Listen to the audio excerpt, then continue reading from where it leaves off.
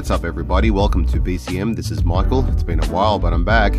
Remember to like, share, and subscribe. Stick around to the end to see what the experts have to say about each fighter. I'll put a timestamp below, but first I'll break down what I think. So we have Tony Yoka. I think that translated from French to English means the conquest, versus Johann the Reptile Duhaupas, which translated means the reptile.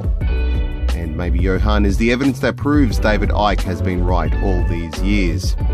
So the French Connection is happening September 25th in Paris, France, and it should be a decent fight where we will see the upcoming younger prospect in Yoka against the older, more experienced journeyman in Johann. Tony Yoka has a record of 7-0 with 6 by way of knockout. He is signed with Bob Arum's Top Rank and trained by Andre Ward's old trainer, Virgil Hunter. Now, there was some heat on Tony Yoka going back a bit. I have been hearing about him since the 2016 Rio Olympics when he beat Joe Joyce for the gold medal in the super heavyweight division. And there was some hype about him, but things have been pretty silent.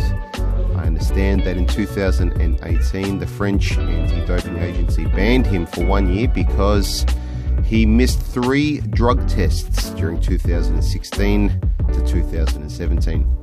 Yoka appealed against the ruling, but was rejected by the French Council of State in 2018, so that probably had an effect on his momentum.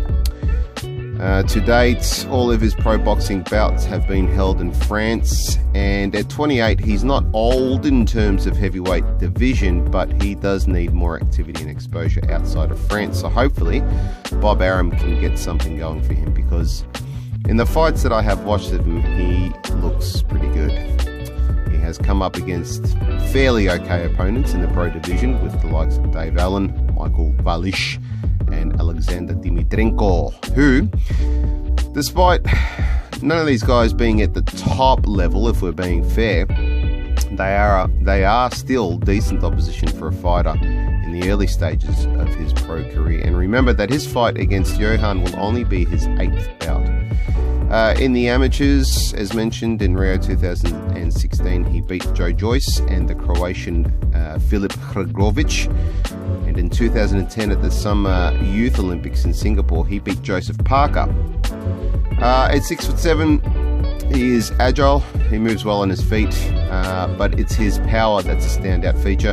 He has a nasty right hook and uppercut, and he mixes his punches well, throwing to the head and body. His jab is a battering ram when he's not using it as a rangefinder or to keep his opponent at bay. I don't know about his chin or endurance, as almost all of his pro fights have ended by way of KO before the halfway mark in mostly 10-rounder bouts. Yoka is also comfortable fighting at close range. Johann Duhaupas, on the other hand, prefers to stay mid to long range where he can fire off his shots. And he has patience when he gets his opponent in trouble. He typically doesn't rush in clumsily to finish the job. He stays vigilant and wary of any counter-punching. Duhaupas also has a decent chin. Very decent. Got battered by Alexander Povetkin in 2016, where he was eventually dropped, but not before soaking up some absolute brain-damaging punches to the head and shots to the body. The issue with Johann is that he plods around the ring. He doesn't have the best mobility and tends to stand still, cover up, take punches, and this will have a disastrous consequence against Tony Yoka. If Johann Duhaupas isn't already punch drunk, he will be after the Yoka fight.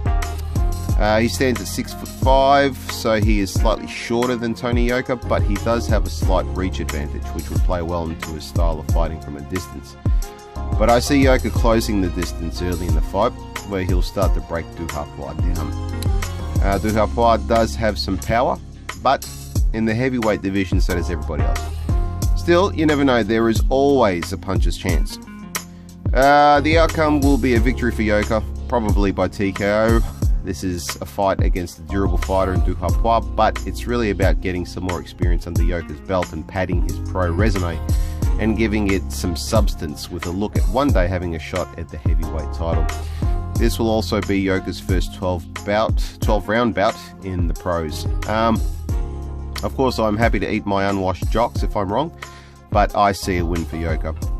Well, before we hear from the experts, just a reminder that if you want to show your support, you can like, share and subscribe. Life is a fight outside the ring, and if you want to read about my story and troubles, you can find out in my book, How to Get Out of Life Traps, on Amazon. Just follow the link below.